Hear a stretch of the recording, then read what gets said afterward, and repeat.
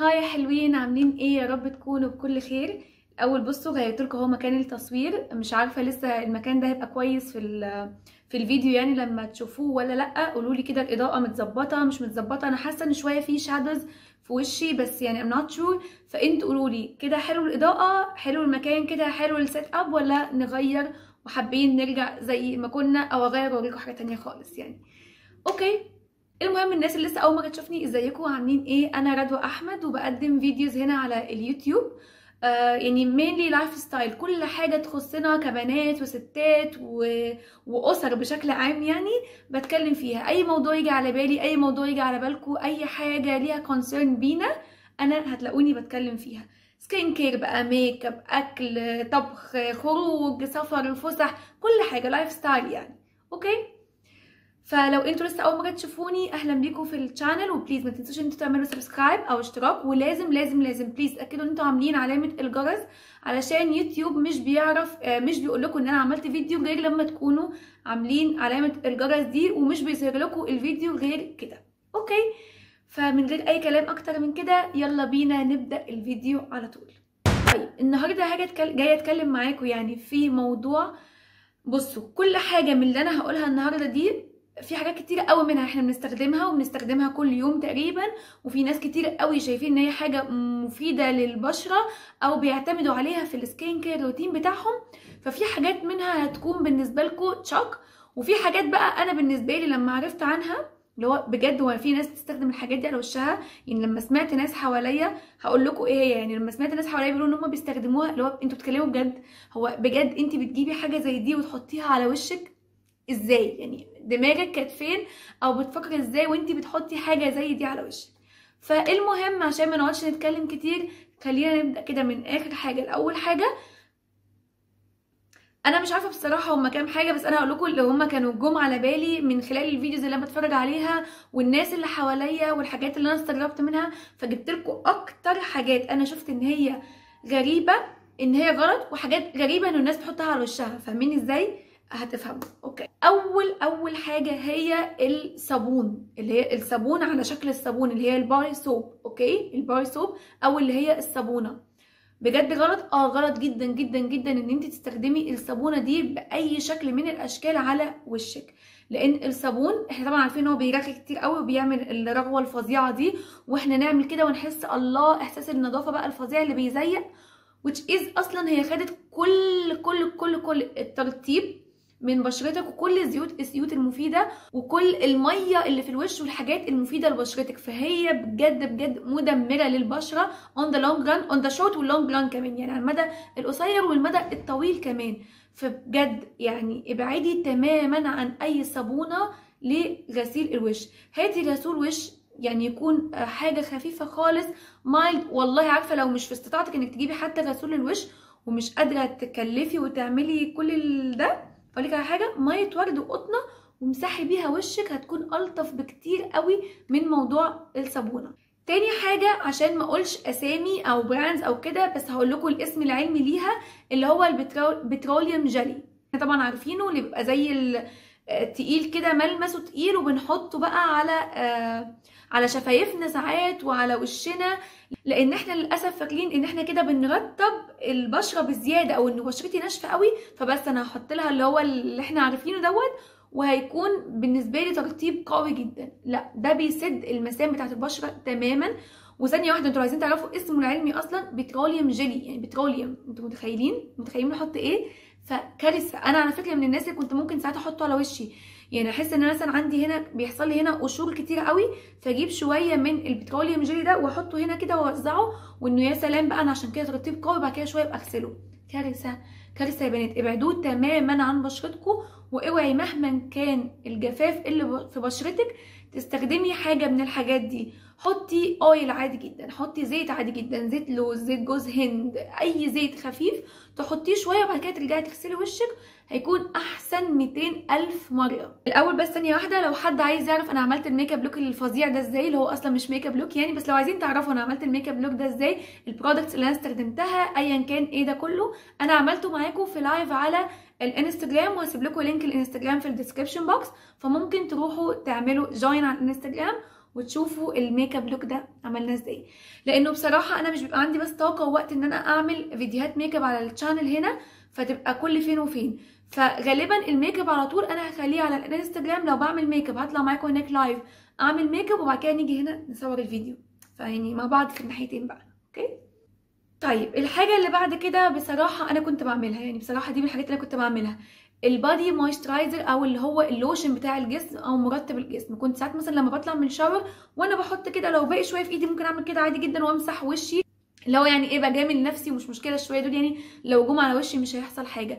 اكتشفت ان هو غلط جدا، لان يعني كميه الكيميكالز ونوعيه الكيماويات اللي موجوده في البادي لوشن مختلفه تماما عن النوعيه اللي موجوده في الفيس كريم. يعني اللي احنا محتاجينه هنا مش هو خالص اللي احنا محتاجينه هنا، واللي ينفع تحطيه على جسمك ما ينفعش خالص تحطيه على وشك. نفس فكره برضو الفيس كريم اللي هو كريم الوجه وكريم العين، ده حاجه وده حاجه تانية خالص، فما ينفعش نحط الاتنين مع بعض في نفس الاماكن اللي هو عشان بنوفر كده وخلاص، لا ما ينفعش. ده معمول لحاجه وده معمول لحاجه تانية خالص. اللي بعد كده انا برضو من الناس اللي كنت بصراحه بعمل كده بس زمان قوي، من سنين طويله قوي خالص قبل ما ابدا الكورسات بتاعت السكين كير والحاجات دي، وهي ايه؟ الالكحول. كنت بجيب الالكحول لان كنت بروح مثلا عند الدكتور لما كنت بعالج وشي من حب الشباب وكده الاكني، فكنت بروح عند الدكتور قبل ما بتعمل لي اي تريتمنت او اي حاجه بتمسك قطنه كده وعليها الكحول وتروح منضفه لي وشي. فانا بشوف يا سلام القطنه شدت كل الاويلز اللي في الوش بقى، كل الزيوت والتراب والكلام ده، وشي بيزيق من النظافه. اكتشفت ان دي كارثه، لانه مره في مره انت بتدي تنبيه لوشك انه احنا ناشفين، الوش ناشف، فانت الزيوت اللي انت بتفرزها مش كفايه، فيلا يا وشي او يلا يا ماي سكين يعني يا جلدي، انت محتاج تفرز زيوت اكتر من كده بكتير قوي عشان تلحق النشفان اللي حاصل والحاصل والجفاف في ايه، عشان تلحق النشفان اللي بيحصل ده والجفاف اللي في وشي. فكميه الزيوت اللي انت بتفرزها مش كفايه، فافرز زياده. فمره في مره هتلاقي وشك بقى اويلي اكتر بكتير قوي، والدهون بقت كتيره قوي، والمسام وسعت وانت مش فاهمه ده كله ايه، ونفضل بقى ننشف ويطلع في زيوت، ننشف ويطلع في زيوت، مش هنخلص. فnever ever use الالكحول على your face، يعني unless لو انت عند الدكتور وهي اللي بتستخدمهولك، لكن انت من نفسك كده مش محتاجه بجد خالص. الحاجة اللي بعد كده وهي معجون الأسنان. مين فينا كبنت ما شافتش مرة في الفيديو على اليوتيوب بقى وعلى الانستجرام وتيك توك والكلام ده كله اللي هو الهاكس اللي بتتعمل، نجيب المعجون السنان ونحطه على مناخيرنا وبفرشة سنان نقعد نعمل كده كده كده كده، ففوالا كل البلاك هيدز هتروح والرؤوس السوداء والكلام ده. اوكي هي فعلا ممكن تروح، بس اللي حصل ان انت حرقتي الخلايا بتاعت وشك. معجون السنان معمول للسنان، معجون السنان مش معمول خالص للوش، لا بقى مناخيرك ولا دقنك ولا الكلام ده كله، ما ينفعش خالص. وزيه كمان البيكنج صودا، ما ينفعش اجيب بيكنج صودا واحطها على وشي او على جسمي، كارثه يا جماعه والله بجد كارثه. ما تاخدوش اي حاجات اللي طالعه ترند وهاكس والكلام ده كله وتستخدموها بدون وعي على جسمكم، لانه فعلا الضرر اللي انت هتسببيه لجسمك او لوشك هيبقى اكتر بكتير قوي من الفايده او التاثير اللحظي اللي انت هتشوفيه وقتها. الحاجه اللي بعد كده، ولو مش مصدقيني ان في ناس بتستخدمها، لا اعملي سيرش عنها هتلاقي في ناس بتستخدمها، وهي الجلو او اللزق. اللزق اللي هو اللزق العادي، الغيره. في ناس اصلا بتستخدم الغيره ويقول لك واو هاك فظيعه جدا ان احنا نستخدم الغيره عشان نحطه في الحته دي ونستنى شويه ونشيله فهيطلع بكل الرؤوس السوداء. بجد يعني بتعملوا ايه وانتوا اصلا؟ يعني اللي يمشي ورا فيديو زي دوت دماغكم فين؟ ما ينفعش خالص. الجلو المواد اللي فيه مش موجوده عشان نحطها خالص على وشنا. والله العظيم ان انا شفت يوتيوبرز عالميين، ولو عملتوا السيرش هتشوفوا ان كلامي ده صح، بيجيبوا الغيره وبيجيبوا الجلو ويحطوه على وشهم عشان اذف ان هو بيل اوف ماسك. يعني كارثه. never ever use this، او ان انتوا تستخدموا ده على وشكم ابدا. الحاجه اللي بعد كده ممكن يكون فيها كلام وناس تقول اه وناس تقول لا، بس انا مع الناس اللي بتقول انه لا ما ينفعش نستخدمها على وشنا، او ما ينفعش نستخدمها في الاماكن اللي بتعرض مننا للشمس، وهي الحاجات الحمضيات اللي هي زي الليمون. يعني نجيب ليمون ونعمله في ماسك ونحطه على وشنا، انا شايفه ان دي حاجه قويه جدا على البشره، والحمض اللي في الليمون دوت لو اتعرضتي بعدها لسخونيه او لشمس هيعمل يعني عدم توحد في لون البشره، وهيعمل بقعه جامده جدا، هيعمل اللي هو الديسكولوريشن اللي هو يبقى لون ولون ولون ولون، ممكن كمان يوصل بيك ان انت يعمل حروق للبشره.